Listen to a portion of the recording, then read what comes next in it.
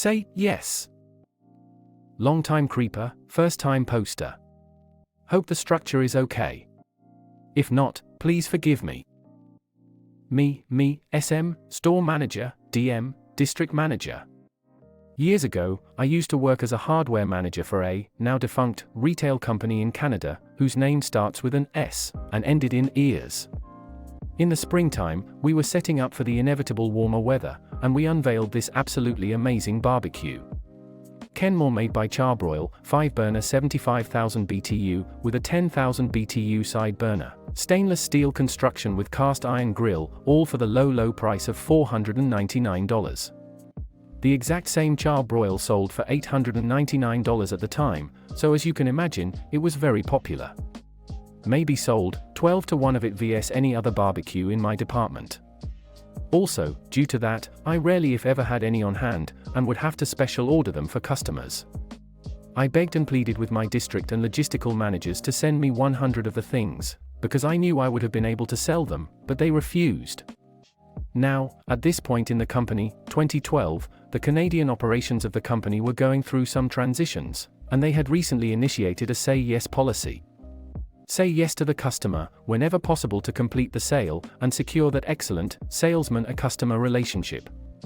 The customer buys a barbecue and asks if we can throw in a cover for free. Yes.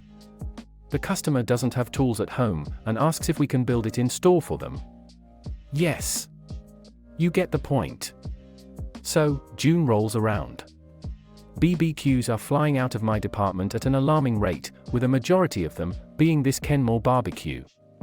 It's Wednesday, and a customer comes in, after hearing about the price, and his barbecue had just broken on him the day prior, and he's got family coming this weekend. Me, well, I can order it in, we've got another truck arriving Friday, so it may be on there, but I cannot confirm. If it's not on this Friday's truck, it'll be on the following Tuesday truck for sure. Customer, I can't take that risk, man. Is there any way that I can buy the floor model?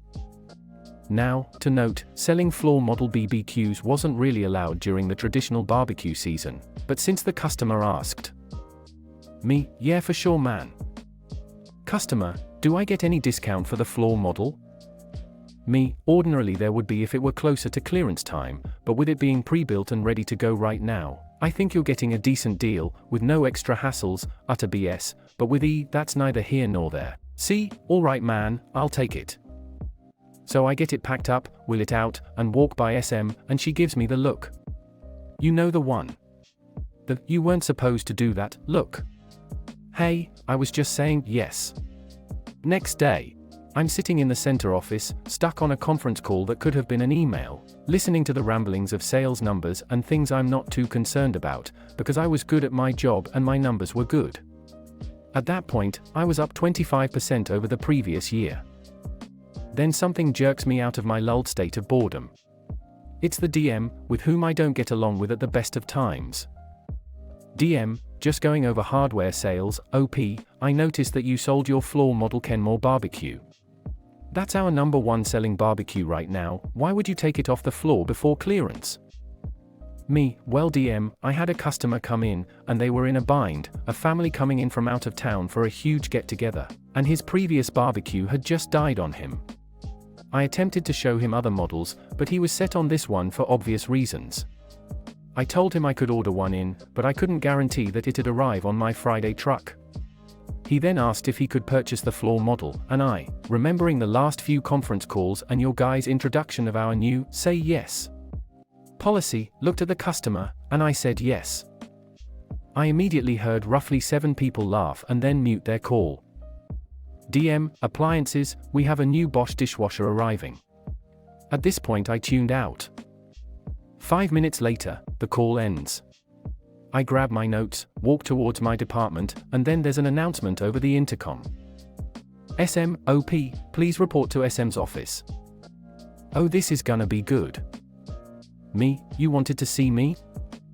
SM, why is DM calling me literally as soon as your conference call has ended? Me, recount story for SM. SM, you know she doesn't want you on any conference calls from now on, right? The CEO and COO were on that call. Me, whoops, but also not whoops, because you know I hate conference calls. SM is just glaring at me, but smirking at the same time. Me, so can I go sell some BBQs now? SM, you're lucky you can sell. She was joking around. So I headed on back to my sales floor, and continued to sell 3 more of the BBQs without them even being on display. Aftermath, they were serious about me never being on any more conference calls. They were all handled by the ASM from then on, and he just gave me notes, and the gist of what the call was about, but even that could have been an email. CEO and COO remembered me when they made a visit to my store a few weeks later. DM tried to rush them past my department when she saw I was working, but the CEO made a point to stop and say, "So this is the outspoken hardware salesman that I've been hearing so much about."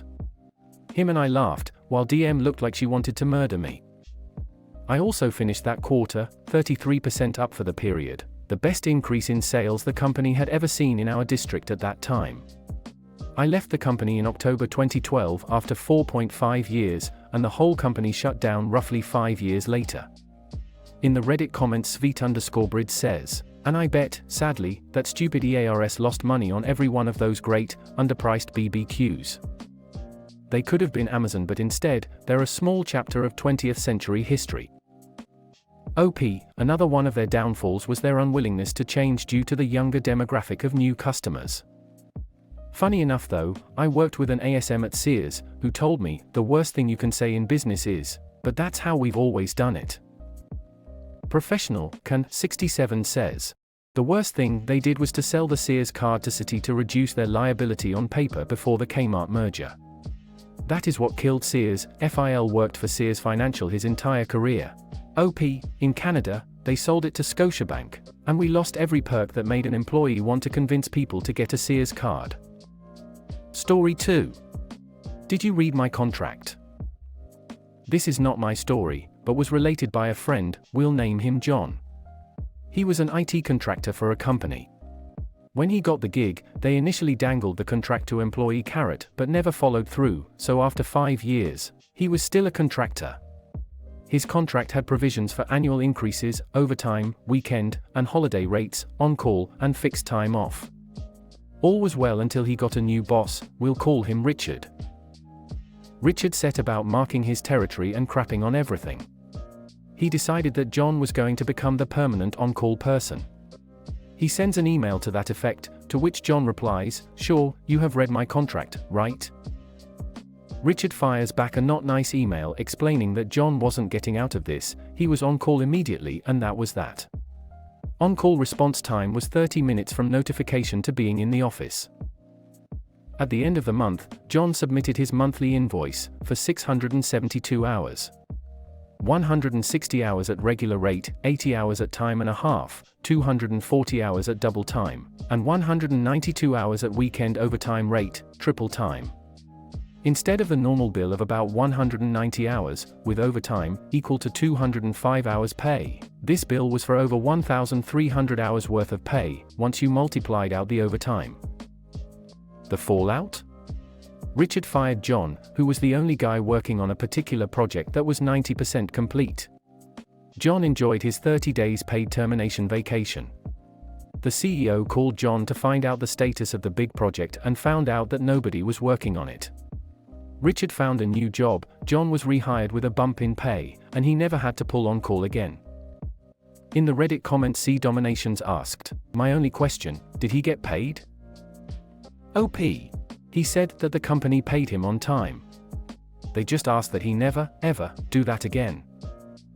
A follow-up question by Not So Kai Couple says, "I'm curious what the company wanted him to do, considering he was told in no uncertain terms that he was expected to work those hours." OP. My understanding is that the company knew they had to pay the invoice. They just asked that he not make that statement again, but instead escalate the issue to higher management. Story 3. Car company gets screwed.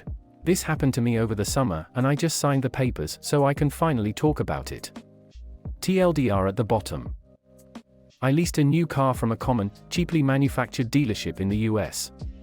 Now, the car is 18 months old, and I brought it to the dealership before work to be checked because it was driving a bit sloppy. I get a phone call while I'm at work and it turns out to be a major component and they would not let me drive it home because it wasn't safe. The part was also on back order with no estimated return. The manager informed me there were no loaner cars I could use because they had to sell them all due to the car shortage. They offered to reimburse me $50 a day for a rental, but a rental would cost me over double that. I couldn't use my insurance to cover any rentals because my car hadn't been in an accident. I called my mom in a panic, and she came to the dealership with me after work. We walk in at closing time and ask to speak with the manager. A man excitedly announced that he is the manager. So my mom explains the situation and that they need to provide me with a rental. All of a sudden the manager gets an attitude and says, "Well, you need to speak to the manager about that." Confused, we reminded him that he said he was the manager. He tells us, "Oh, I'm just the manager of sales, you need to speak to the manager of service," and he already left for the day. Since there is no public transportation in the area and I need to get back and forth to work, we ask him to get the service manager on the phone. By the time my mom ended the conversation with him, he assured me he would find a loaner car for me to use. And they ended up being able to find one for me the next day. After this rough start, I decide to call corporate. I get transferred back and forth between departments and customer service representatives dumber than the last. I was so worked up that I decided to go full Karen on them, and eventually got my case escalated to a regional manager in corporate. It was over 3 weeks later by the time I ended up getting the email address for the regional manager. I respectfully asked for corporate to cover my lease payment while the car was in the shop. After a few emails, corporate ended up saying there was nothing they could do and I needed to wait until the part came in. Cue malicious compliance. While I waited, I researched the lemon law for my state, and it seemed like if the repair took longer than 30 days I could actually have a case against them. I was already 20 days in and since I had a loaner car, I decided to wait it out.